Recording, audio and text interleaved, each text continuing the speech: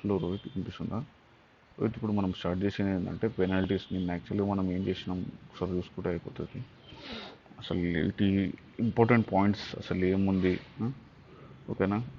Important points ఏమేమి ఉంటాయి అవన్నీ ఒకసారి డిస్కస్ చేసుకుంటే అయిపోతుంది, ఓకేనా? ఇక్కడ కొన్ని రిటర్న్ ఆఫ్ ఇన్కమ్స్ కొన్ని చేసేసుకున్నాం. రిటర్న్ ఆఫ్ ఇన్కమ్ అనేది ఎవరెవరు మ్యాండేటరీగా ఫైల్ చేయాలి. First of all return of income అంటుంటారు. రిటర్న్ ఆఫ్ ఇన్కమ్ అనేది ఎవరెవరు మ్యాండేటరీగా ఫైల్ చేయాలన్నమాట. First of all return of income అనేది మ్యాండేటరీగా ఫైల్ చేయాలి ఎవరు అంతేమాట. In case of the resident individual age 80 ఉంది, టోటల్ ఇన్కమ్ అనేది 4,05,000 ఉంది. అయితే డిడక్షన్స్ వచ్చేసి 1,05,000 ఉంది. అంటే టోటల్ ఇన్కమ్ వచ్చేసి 4,05,000 ఉంది. డిడక్షన్ అనేది 1,50,000 ఉంది. అయితే ఇప్పుడు టోటల్ ఇన్కమ్ అంటుంది. టోటల్ ఇన్కమ్ అంటే ఏంది? Nothing but as per the provisions of the 139 ప్రకారం ఏంటంటే ఎవ్రీ పర్సన్ అనేది whose total income before giving the, అంటే బిఫోర్ ఎఫెక్టింగ్, అంటే చాప్టర్ 6 ఇవ్వకముందు, అండ్ 54 కానీ 54B కానీ 54D కానీ 54EC కానీ ఎఫ్ కానీ జీ కానీ జిఏ కానీ జీబీ కానీ ఎక్సీడ్ అయితే, బేసిక్ ఎగ్జామ్షన్ లిమిట్ ఎక్సీడ్ అయితే అయితే okay, the gross total income యాక్చువల్గా జీటీఐ అనే ఓడి యూజ్ చేయాలన్నమాట. జీటీఐ అనే ఓడి యూజ్ చేయాలి, ఓకేనా? జీటీఐ అనే ఓడి యూజ్ చేస్తేనే కరెక్ట్ ఉంటుంది. జీటీ అనేది ఇక్కడ డస్ నాట్ ఎక్సీడ్. జీటీ అనేది డస్ బిఫోర్ 5.5 ల్యాక్స్ ఉంది. ఇక్కడ చూసుకుంటే 5.5 ఉంది, అంటే టోటల్ ఇన్కమ్ 5.5 ఉంది. అంటే ఇప్పుడు నువ్వు టోటల్ ఇన్కమ్ అంటే ఏంది? ఇక్కడ టోటల్ ఇన్కమ్ అంటుంటారు. అంటే నథింగ్ బట్ ఇది జీటీఐ, ఇది నెట్. యాక్చువల్గా చెప్పాలంటే నెట్ అనమాట ఇది, ఓకేనా? ఇది నెట్ ఇన్కమ్, ఓకేనా? వీడు 4.5ని యాడ్ బ్యాక్ చేసాడు అనమాట. 1.5 యాడ్ బ్యాక్ చేసాడు. గ్రాస్ టోటల్ ఇన్కమ్ వచ్చేసి 5. The exemption basic exemption limit exceed అయింది కాబట్టి వాడు రిటర్న్ ఆఫ్ ఇన్కమ్ పక్కా ఫైల్ చేయాలి, ఓకేనా? ఇది జనరల్ ప్రొవిజన్ అనేది ఈవెన్ ద పార్ట్నర్షిప్ అనేది లాస్ట్ ఉన్నా కానీ రిటర్న్ ఆఫ్ ఇన్కమ్ పక్క ఫైల్ చేయరు. యాజ్ పర్ ద 139 ప్రకారం ఏంటంటే it is mandatory to file the return of income for the partnership firm even though is a loss ఉన్నా కానీ, even though honour before the specified due date ప్రకారం file చేయాలన్నమాట. Honour before the due date file చేసుకోవాలి, ఓకేనా? Partnership firm. ఇప్పుడు associated enterprise ఉంది. Example ఇక్కడ registered association under 1023B and house property income ఉంది. అయితే ఇక్కడ ఏమంటుండు, యాజ్ పర్ 139(4A) ప్రకారం ఎవ్రీ ఇన్స్టిట్యూషన్ 139 ప్రకారం 4A ప్రకారం every institution total income without giving effect amount not chargeable to tax as required to furnish the return of income. అంటే basic exemption limit దాటింది అనుకో, ఓకే, ద రిజిస్ట్రేషన్ అనేది basic exemption limit దాటింది కాబట్టి 2.5 దాటింది కాబట్టి వితౌట్, అదే నథింగ్ బట్ ఎవ్రీ ఇన్స్టిట్యూషన్ అనేది without giving effect of section 10 exemption, అంటే ఎగ్జామ్షన్ ఇవ్వకముందు, అంటే ఎగ్జామ్షన్ ఇచ్చిన తర్వాత ఎట్లయినా టోటల్ ఇన్కమ్ పడిపోతుంది కదా. ఎగ్జామ్షన్ ఇవ్వకముందు ఒకవేళ టోటల్ ఇన్కమ్ ఎక్సీడ్ 1.5 ల్యాక్స్ అయిందనుకో, నువ్వు రిటర్న్ ఆఫ్ ఇన్కమ్ ఫైల్ చేసుకోవాలని వాడు చెప్తాడు అనమాట, అంతే. ఒకటి ఏంటంటే depositor. First of all 45 years old ఉంది, ఎంప్లాయీ, డ్రా 4,90,000 శాలరీ ఉంది, డిపాజిట్ ఉంది 1,10,000. ఇప్పుడు ఏం చేయాలి? రిటర్న్ ఆఫ్ ఇన్కమ్ ఫైల్ చేయాలి. 130 ప్రకారం ఏంటంటే gross total income exceeds maximum amount not chargeable to tax. ఇప్పుడు గ్రాస్ టోటల్ ఇన్కమ్ ఎంత? యాక్చువల్గా ఇప్పుడు 4,90,000 ఉంది, కానీ ఫిక్స్డ్ డిపాజిట్ వచ్చేసి 10,000 అనమాట. ఇప్పుడు ఇవి యాడ్ చేయాలన్నమాట. టోటల్ ఇన్కమ్ ఇది యాడ్ చేయాలన్నమాట. ఇది ప్లస్ ఇది యాడ్ చేస్తే 5 ల్యాక్ అవుతుంది. అయితే ఇది ఎగ్జిక్యూట్ 2.5 ల్యాక్ అయితే కాబట్టి ఇది రిటర్న్ ఆఫ్ ఇన్కమ్ పక్క మ్యాండేటరీగా ఫైల్ చేయాలి, ఓకేనా? ఓకే, ఇంకా కొన్ని ఇంపార్టెంట్ పాయింట్స్ డిస్కస్ చేయాలి.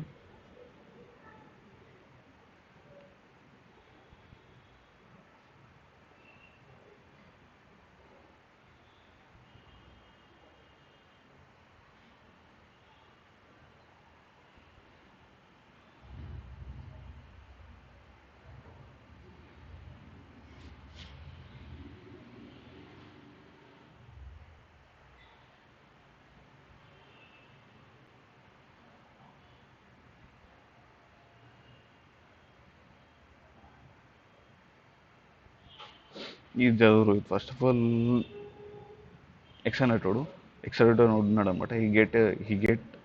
he get individual, he get his books accounts for the 31st month of the audited.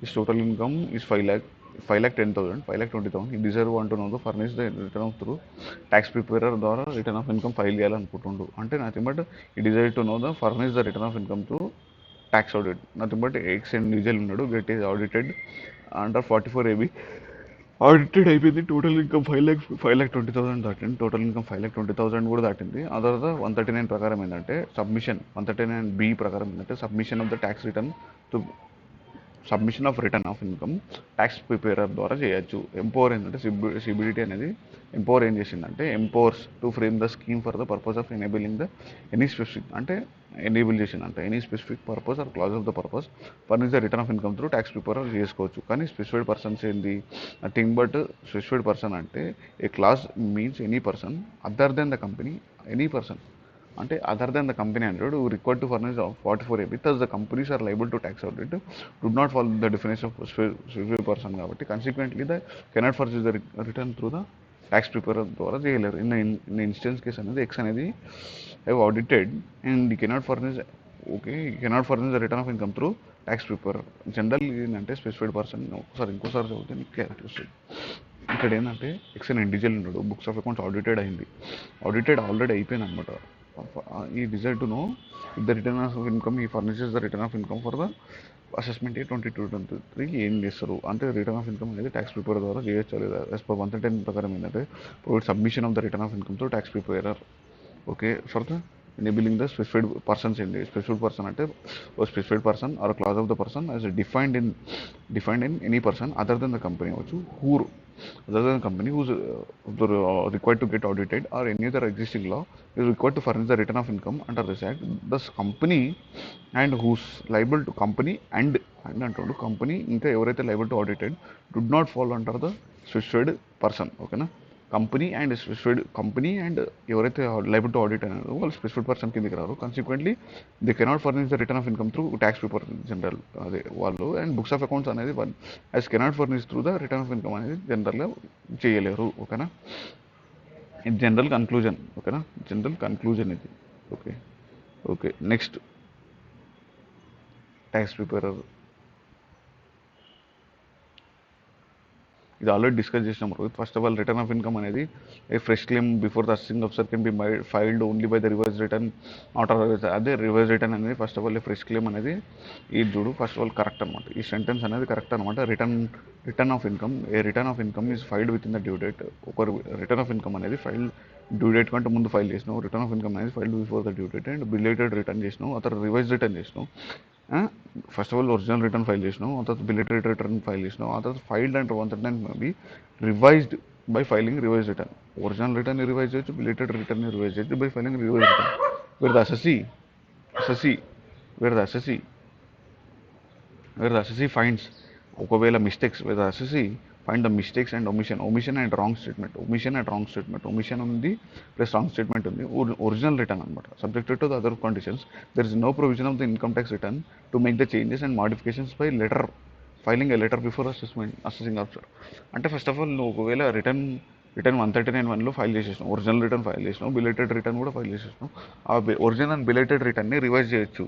ఎట్లా ఒకవేళ ఒమిషన్ ఉంది ప్లస్ రాంగ్ స్టేట్మెంట్ ఉంది subjected to the following conditions. There is no provision in the Income Tax Act 1961 by changes and modification in original return by filing a letter అనమాట. Letter through assessing officer అదంతా ప్రొసీజరే లేదు actually. Return అనేది filed any time with in the 3 months prior to the end of the relevant assessment year. Return అనేది file చేసుకోవచ్చు prior to the end of the relevant assessment year file చేసుకోవచ్చు. prior to the return can be filed. Revise return అనేది ఎప్పుడు file చేయొచ్చు అంటే any time with in the 3 months prior to the end of the relevant assessment year అంటే 31st December or before the end of the assessment the completion of assessment whichever is earlier year. In the case the return is filed before the due date on or before the within the due date or belated return, the only option అనేది to make amendment by way of revised return ఉంది. అంటే నువ్వు ఒకవేళ return original return file చేసినావు, belated return కూడా file చేసినావు, ఆ return అనేది ఎట్లా ఫైల్ చేయాలంటే రివైజ్ రిటర్న్ ద్వారానే ఫైల్ చేయాలి. ఫ్రెష్ క్లెయిమ్ అనేది before assessing officer by revise return అనేది చేయాలి. There four otherwise the supreme court in the Goetz India CAT versus held that no power available under provisions enabling the assessing officer except by filing a reverse return అనేది చెప్తుంటారు. Reverse return అనేది okay. Next ఏంటంటే resident individual ఇది కూడా return of income file చేయాలా వద్దా, ఇది కూడా సేమ్. రిటర్న్ ఆఫ్ ఇన్కమ్ అనేది ఎగ్జాంపుల్ ఇక్కడ చూసుకుంటే నువ్వు 45 years ఓల్డ్ ఉన్నాడు, ఈస్ డ్రా శాలరీ యాడ్ చేయాలి. శాలరీ అంటే ఇక్కడ యాడ్ చేయాలి, శాలరీ ప్లస్ ఇంట్రెస్ట్ అనేది రెండు యాడ్ చేసుకోవాలి. శాలరీ ప్లస్ ఇది ఇచ్చిండు అనుకో రెండు యాడ్ చేసుకోవాలి ఓకేనా. ఓకే శాలరీ ప్లస్ అది ఇస్తే రెండు యాడ్ చేసుకోవాలన్నమాట. ఇప్పుడు రెండు యాడ్ చేసాం అనుకో, as per the provisions of the as per 139 every person whose gross total income exceed maximum amount not chargeable to tax is required to further the return of income. Okay, and before that, my salary income is nothing but for 5 lakh 90 అంట 5 lakh 90 5 lakh 90 less standard exemption, total gross total income is 5.5 plus 10,000 plus 10,000 5.5 plus 10,000 exceed basic exemption limit. Okay, therefore is required to furnish return of income. Salary case ఇస్తుండు, ఇది important case. Salary ఇచ్చిందంటే tricky point ఉన్నట్టు. ఇక్కడ salary ఇచ్చిండు, ఓకేనా. Salary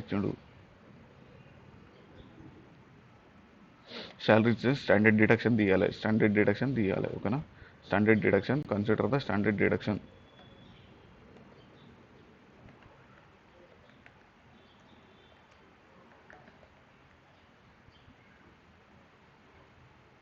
Consider the standard deduction. Okay,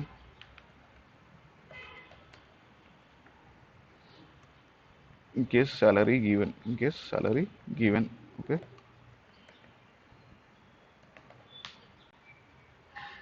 Okay, ఇది important point. Okay deduction ఇవ్వాలి. Okay next ఏంటంటే ఎక్స్ అన్ ఇండివిజువల్ ఉన్నాడు, ఎక్స్ రెసిడెంట్ ఇండివిజువల్ ఉన్నాడు, ఎక్స్ రెసిడెంట్ ఇండివిజువల్ ఉన్నాడు, 80 ఇయర్స్ ఉన్నాడు. టోటల్ ఇన్కమ్ 2,85,000 ఉంది. ఈజ్ క్లెయిమ్ డిడక్షన్ అంటారు 1.5 and long term capital is not virtue by the specified. Okay, is not opted. Okay and first of all 2.5 ఉంది, 2.5 plus 1.5 add చేసుకోవాలి, plus ఇది కూడా add చేయాలన్నమాట 2.5. ఇక్కడ నువ్వు చూసుకుంటే యాజ్ పర్ సెక్షన్ 139(1) ప్రకారం ఏంటంటే every person whose total income ఇది ప్రొవిజన్ అనమాట. ఇది జనరల్ ప్రొవిజన్. యాజ్ పర్ 139(1) ప్రకారం ఏంటంటే ఎవ్రీ పర్సన్ జనరల్ ప్రొవిజన్ ప్రతి దానికి రాలి. యాజ్ పర్ ద 139(1) ప్రకారం every person whose total income without effecting అంటే చాప్టర్ 6 ఇంక్లూడ్ చేయకుండా ఒకవేళ బేసిక్ ఎగ్జామ్ లిమిట్ దాటిందంటే అమౌంట్ నాట్ చార్జబుల్ ట్యాక్స్ అనేది required to file the return of income within the due date. ఇక్కడ gross total income ఎంత without giving exam ఇక్కడ చూసుకుంటే నీకు 2.85 ఉంది. ఇక్కడ 2.85 అంటే 435 అయిపోయింది అనమాట. Exceeds basic exam limit which is less than basic exam limit. ఎందుకంటే 80 ఇయర్స్ ఉంది కదా. ఇప్పుడు 185 ప్లస్ 150 ప్లస్ 150 ఇది ఎంత వచ్చింది, 435 ఎంత వచ్చింది, which is less than basic income limit అనేది అవసరం లేదు. Is not required to file the return of income. కానీ ఇక్కడ ఏంటంటే ఇక్కడ నువ్వు is incurred the payment of 1 lakh electricity bill అయింది కాబట్టి, since is incurred the electricity amounts to consumption in 1 lakh exceed అయింది కాబట్టి is required to file on are before the due date. ఓకేనా, రిటర్న్ ఆఫ్ ఇన్కమ్ అనేది. Okay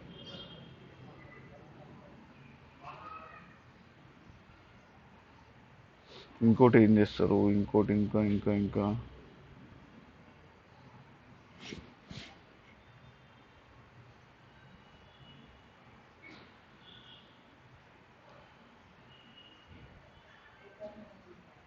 ఇది చదువుకోరు. First of all the procedures before the income tax authorities attended by procedure before income tax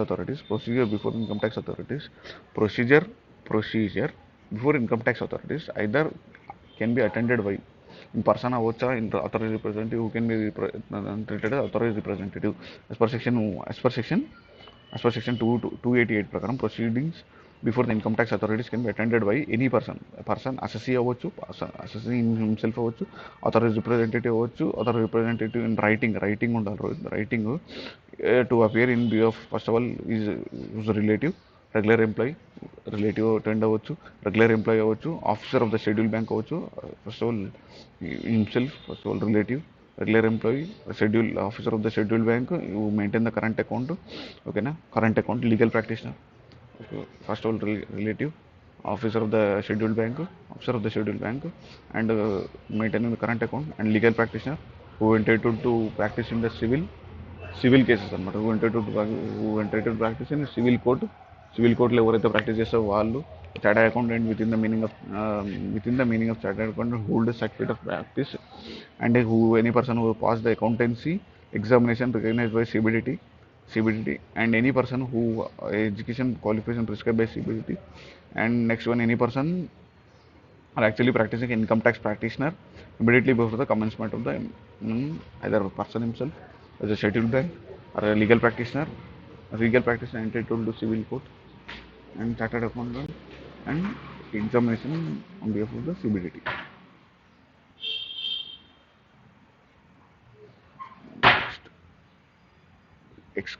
ఇది explain the circumstances under the assessment procedure can be resort to the provisional attachment of the property, state the period for the and when the ఈ రికోక్ ఎప్పుడెప్పుడు provisional attachment చేయొచ్చు, ఎప్పుడెప్పుడు revoke చేయొచ్చు.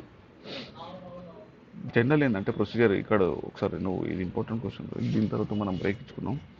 First of all ఏంటంటే as per section 281B ప్రకారం ఏంటంటే there can be provisional attachment.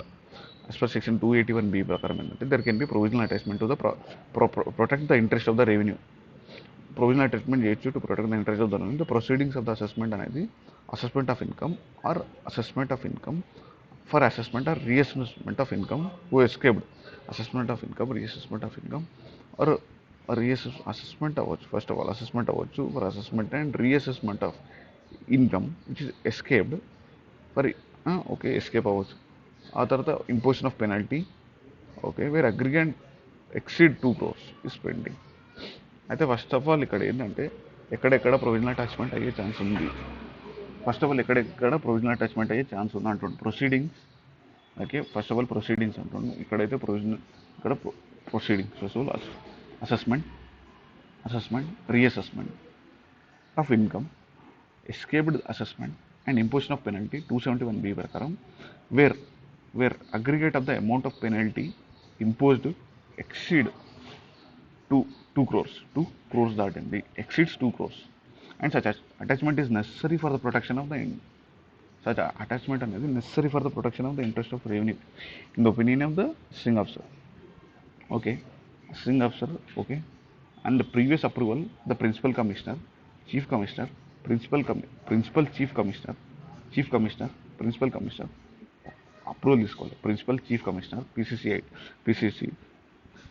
Chief commissioner, principal commissioner, principal director general, principal director obtained by the assessing officer. The assessing officer may order in రైటింగ్లో రాయాలన్నమాట. Provisional attach any property belonging to the assessee in manner as been prescribed. Okay such attachment may be seized to exist. అంటే ఎప్పుడైతే effect అయిపోతుంది అంటే అది అంటే వాడు release చేసుకోవచ్చు. ఆ release of attachment after expiry of the 6 months from the date of 281B. However, the period may be extended. Generally, it is 6 months. Extended by principal commissioner, principal chief commissioner, principal commissioner. For the reasons extend avvochu in writing, further extended period as think fit. And the period అనేది total period అనేది generally cannot exceed 2 years అనమాట, or 60 days from the date of order or assessment or reassessment whichever is later. Okay first of all provisional attachment అనేది ఏ కేసులో అవుతుంది? Assessment of income, reassessment 147 where the penalty is pending, ఈ pending అనేది కూడా important. ఇక్కడ penalty is pending wear the 2 crores అనేది penalty impose, penalty లైక్లిటీ impose అనేది exceeds 2 crores అనేది. Okay next order in writing ఉండాలన్నమాట, రైటింగ్లో ఉండాలి. ఓకే రైటింగ్ ఉండాలి, ప్రీవియస్ అప్రూవల్ కావాలి. ఓకే నెక్స్ట్ 2 years అనేది. Okay assessing officer in writing may revoke the provisional attachment in case the furnishes the guarantee from the scheduled bank not less than the scheduled bank for an amount not less than the fair value of the provisional attachment or amount sufficient to protect the interest of the revenue. ఓకేనా, ఇది general. Okay